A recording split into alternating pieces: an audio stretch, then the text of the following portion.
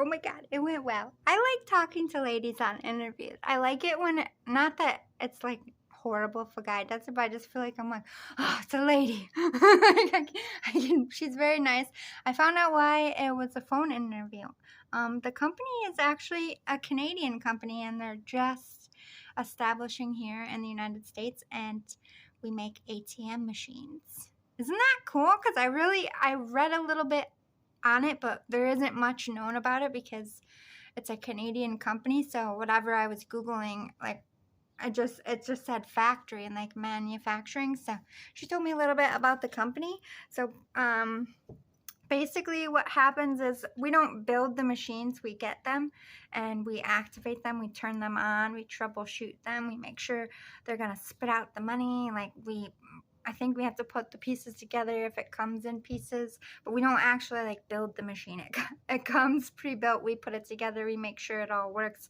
We load it up and send it out to people. So that's pretty cool. That's an interesting job, and there's growth, like raises and promotion starting at $19 an hour.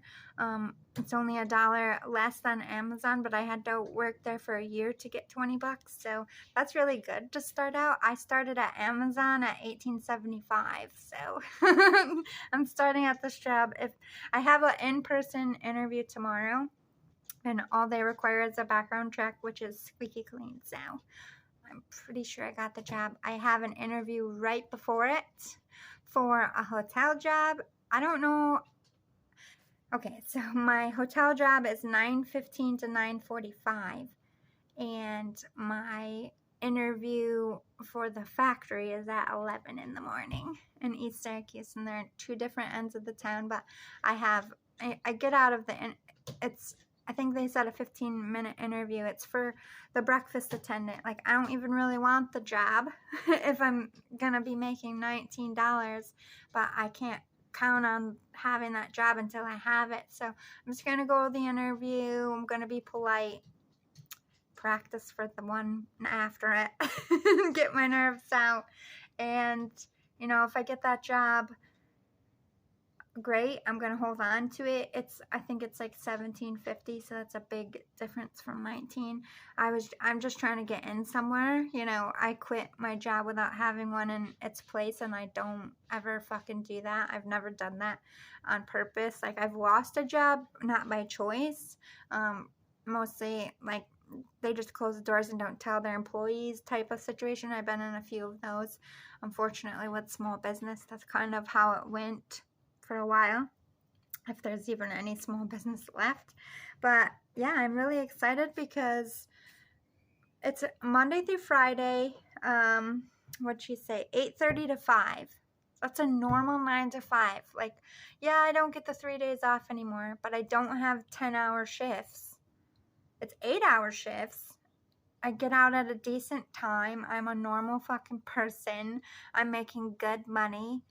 It's a little bit of a hike from where I live. So in Liverpool, it's not horrible. It's like at the most 15 minutes. You know what I mean? It's not a lot. But just for my car, like they said in my car is good. Like, the engine and stuff is good. However, it's severely rusted under it. So I'm going to have to like redo. My brake line's really rusted. Everything's really rusted, so I have to be careful following because my brake lines could go at any time. My power steering lines are really eroded, and I'm fine for right now, but once the snow comes, they don't know. It's just going to erode through it with the salt.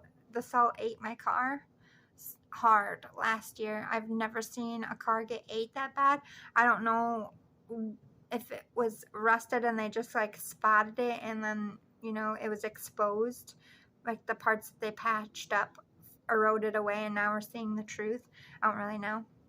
My dad bought it from an individual person because it was within the budget, and it really is a good car. It's under 100,000 miles. The interior was really nice.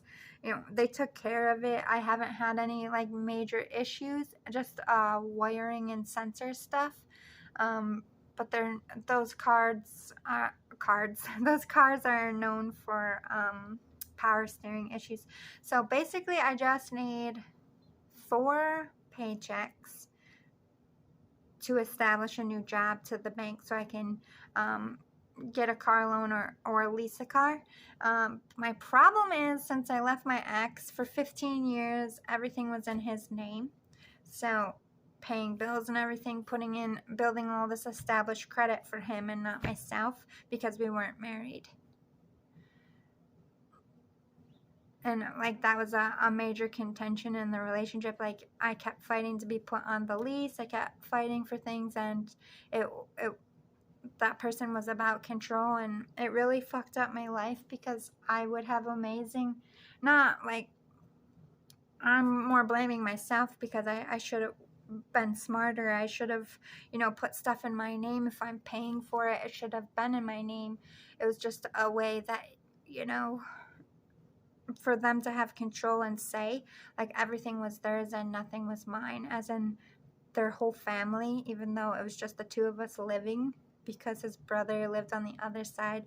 It was now the whole family. Like, I got screwed. So my credit isn't bad or good. My credit is NA, which means I have none.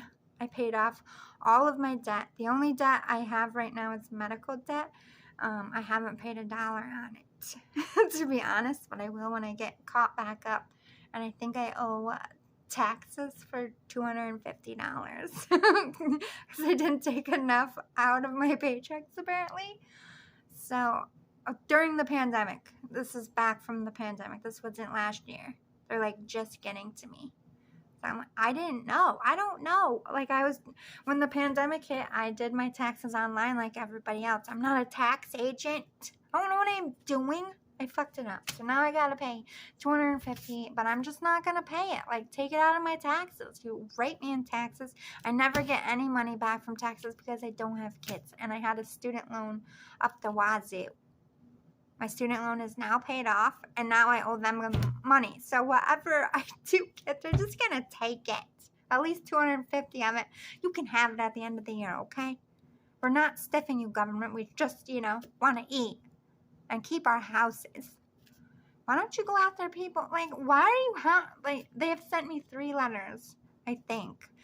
They sent it to my mom's house because I don't trust my mail here. It's got stolen a few times. She opened it one. She's like, do you want me to open it and see what it says? I'm like, yeah.